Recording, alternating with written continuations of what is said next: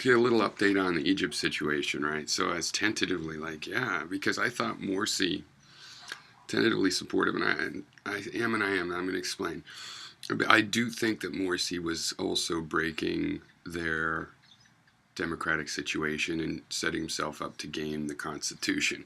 But like I said in the other video, I'm going to expand on this idea that they should have done it less extrajudicially.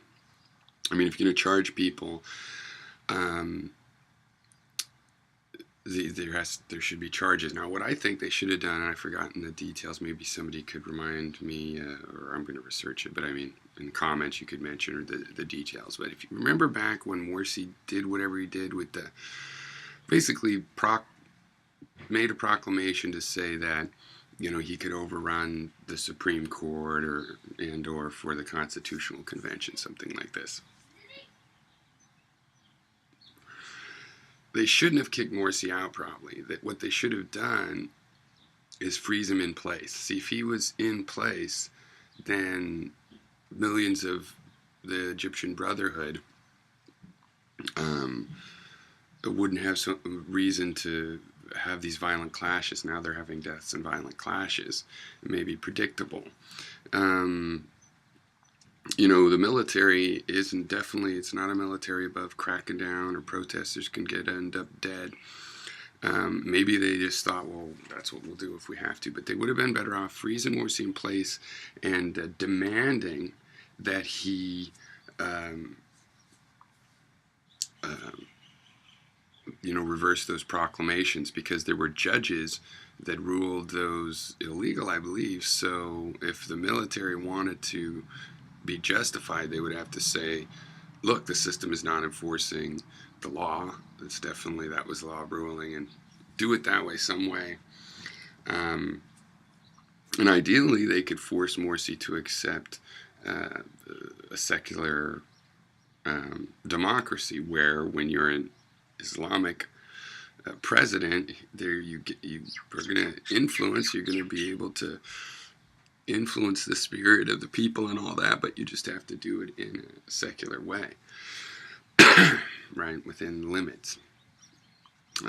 You know, not Sharia law on the courts and, you know, Saudi Arabian law. So,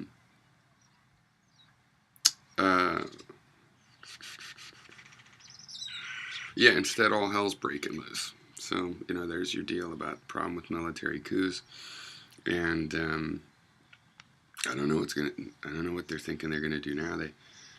They could potentially put Morsi back in place, but with an agreement, because that was one thing they're saying. Well, the Muslim Brotherhood could come into the next election and take part, but they're going to have to admit there's certain limitations and mistakes that they've made that are unacceptable, or extra legal, you know, and put that out there. And I just don't see how that would happen now. But maybe if they reinstall Morsi, but Morsi agrees, okay, to some concessions on how the Constitution is going to be created and how the legal system works. But anyway, obviously, I'm an American. The last thing I want to do is decide for them. But you know, I wish them luck, and it's a monumental import. I mean, I believe Egypt is a country with a healthy democracy that would quickly liberalize. In the important ways. There would still be a strong Muslim community there for people for whom that's important, which there are many over there. But there would also be, you know, a continuation of a long cultural history. Egypt has a lot of history of being run by other people, Greeks and Romans and what have you. It'd be nice to see that break free. Truly modern Egypt, with whatever it wanted to make of that definition, you know, whatever was modern for them.